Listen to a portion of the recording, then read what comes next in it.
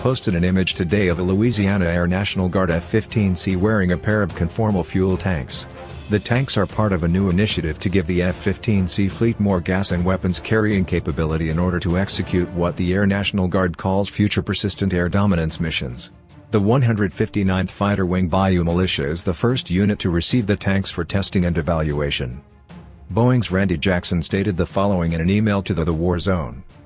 The first flight with the tanks was achieved in just 10 months after the start of the program and marks a major milestone in establishing the operational utility of the conformal fuel tanks. Boeing received a multi-million-dollar contract from the NATO Support and Procurement Agency in early 2017 for initial integration, testing and support, and delivered the tanks ahead of schedule. The first test flight on January 31 lasted 2 hours and took place over the Gulf of Mexico. The little-known program is officially called the F-15 Persistent Air Dominance Enabler. Here's an excerpt from the Air National Guard's 2017 Priorities document that explains the program and its costs. This major upgrade is part of a series of upgrades, which include a new digital countermeasures suite, infrared search and track system, new cockpit, among other enhancements, that are slated to allow the F-15C fleet to soldier on till 2040 and possibly beyond. The aircraft that receive these upgrades are called Golden Eagles. Boeing's Advanced Eagle cockpit is very slick. The latest Strike Eagle derivative WSOs finally have a much-needed big display for targeting. The F-15C Golden Eagle fleet needs this to make the most out of its upgraded capabilities if it is to soldier on for decades. It is worth noting that last year the USAF repeatedly questioned the F-15C Eagle's long-term future, with the bringing up its structural longevity as a major concern and floating the idea of replacing the type entirely with upgraded F-16s.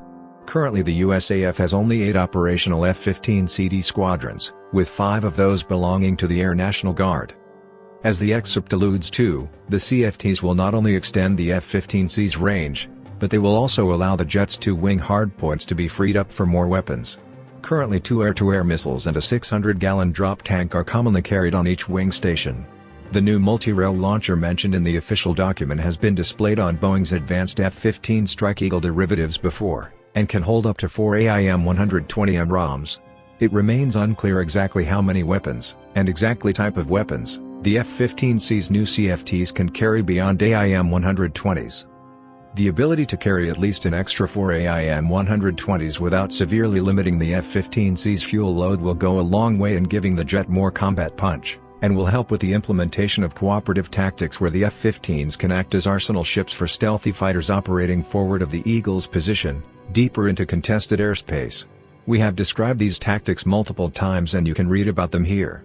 It also opens up new tactical opportunities should the F-15C receive a very long-range air-to-air missile, and or more numerous and smaller hit-to-kill air-to-air weapons that are currently in development.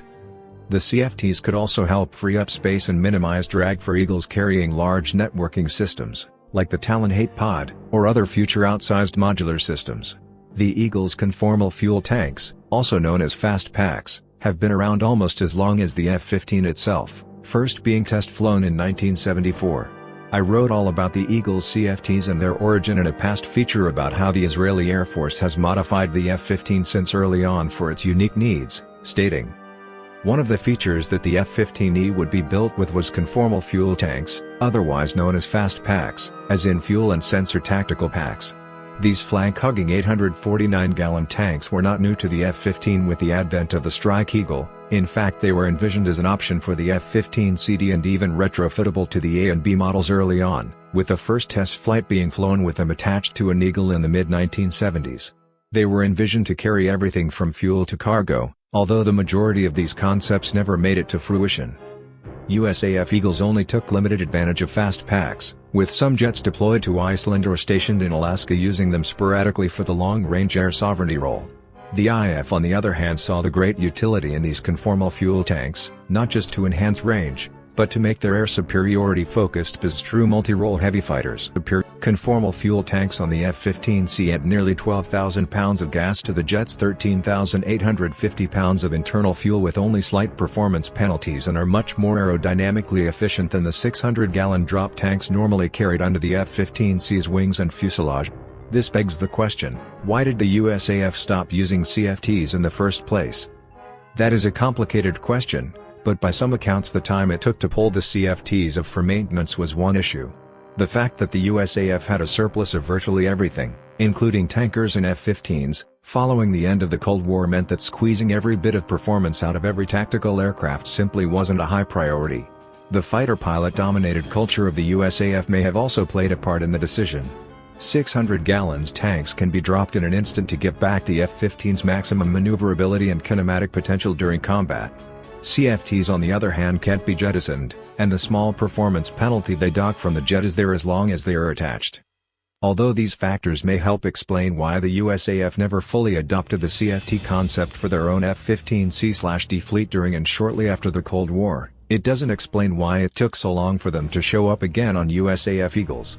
Considering the drawdown in force size to roughly just 200 F-15C/D Eagles over the last 2.5 decades, the fact that the type guards America's maritime borders, and the harsh realities of future anti-access/area denial combat environments where tankers will be increasingly vulnerable to attack, the need for CFTs on America's F-15C/D fleet has never been greater. And once again, Israel has shown just how useful the capability can be over decades of service, and the USAF's own multi-role F-15s only operate with their own CFTs attached. But the old adage better late than never is very relevant here, and the fact that the Air National Guard is betting big on CFTs is downright exciting. This, along with the other upgrades slated for the oldest of America's Eagles, will make the jet more potent and independently capable than it has ever have been. The addition of CFTs to the Guard's Eagle fleet will also make arguments for replacing the 40-year-old jets with updated F-16s less potent, as an F-16 equipped with its own conformal tanks cannot compete with a CFT-equipped Eagle in terms of range, and it's not even close when it comes to missile carriage capabilities. Although new sensors and podded system are in the Air Guard's F-15C's future, the addition of CFTs with extra hardpoints could also point to the possibility that the F-15C could finally get a secondary air-to-ground role like their IF counterparts. I know this sounds like blasphemy to the not-a-pound for air-to-ground F-15C pilot cadre, but even a limited strike capability could help preserve the type's existence into the future. We'll keep you informed as to how the Air Guard CFT integration progresses, but one thing seems glaringly clear: like a fine wine, the F-15 just gets better with age, and the Air National Guard has the vision and the guts to make the world's most proven and deadly jet fighter the best it can possibly be.